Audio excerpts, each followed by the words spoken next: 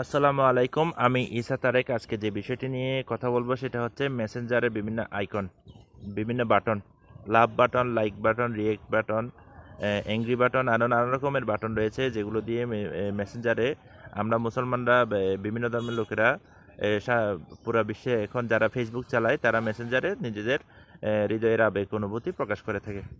এখন মেসেঞ্জারে এই টাইপ করতে গিয়ে আসসালামু আলাইকুম কথাটা টাইপ করাটা ভয়েস রেকর্ডের মাধ্যমে টাইপিংয়ের একটা অপশন রয়েছে।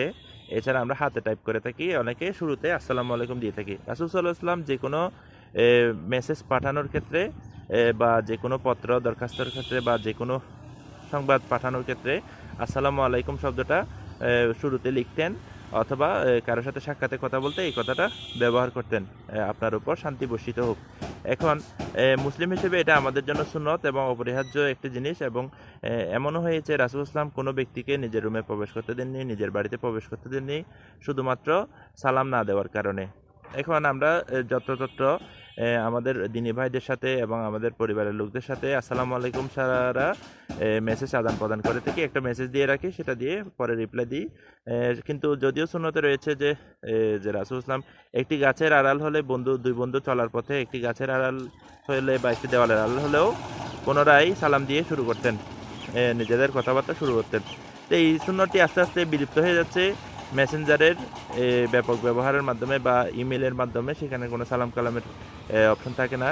টাইপ করতে গিয়ে আমরা আরবি যে উচ্চারণটা রয়েছে, যে আরবি যে মূল কথাটা রয়েছে সে ব্যতিক্রম অনেক রকম টাইপ করে দেখি, সংক্ষিপ্ত করে থাকি, যাতে অর্থ বিকৃত হওয়ার আরবি অর্থ বিকৃত হওয়ার প্রচণ্ড সম্ভাবনা রয়েছে এবং আমাদের গুনাহের সম্ভাবনা রয়েছে। তাই যারা ফেসবুক কর্তৃপক্ষ সফটওয়্যার প্রফেশনাল, তাদের উচিত যে love button, like button, react button, এছাড়া লাভ বাটন যেটা লাইক বাটন রয়েছে সেটাও খ্রিস্টানদের মতো এভাবে বিধানগুলি ব্যবহার করে হয়ে থাকে লাইক বাটনের বিষয়টা।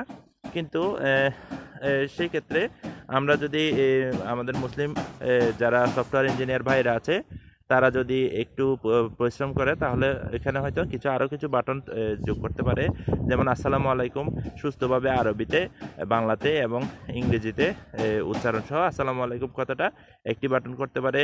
আলহামদুলিল্লাহ, সুবহানাল্লাহ, আল্লাহু আকবার এই কথাগুলো যোগ করতে পারে। ইন্না লিল্লাহি ওয়া ইন্না ইলাইহি রাজিউন এই বাটনটি যোগ করতে পারে। এছাড়া যে কোনো বিষয়ে দোয়া, কিছু ছোট ছোট দোয়া এখানে বাটন হিসেবে অ্যাড করতে পারে। আনা ইউহিব্বুকা, আমি আপনাকে ফি সাবিলিল্লাহ অথবা লিল্লাহি ফাকাত, হ্যাঁ কেবলমাত্র আল্লাহর উদ্দেশ্যে আমি আপনাকে ভালোবাসি।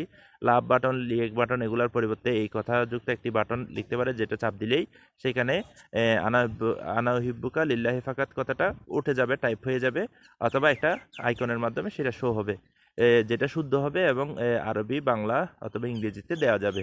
এরকম কিছু বাটন অ্যাড করা এবং এটা সংস্কার করে ইসলামের কিছু বিধিবিধান যাতে আমরা সুন্নাতগুলা সহজে পালন করতে পারি সেই বিষয়ে অবদান রাখা উচিত। বিশেষ করে আলেম সমাজ রয়েছেন দীর্ঘদিন এই বিষয়ে চুপ রাখাটা তাদের জন্য শোভন হয়নি।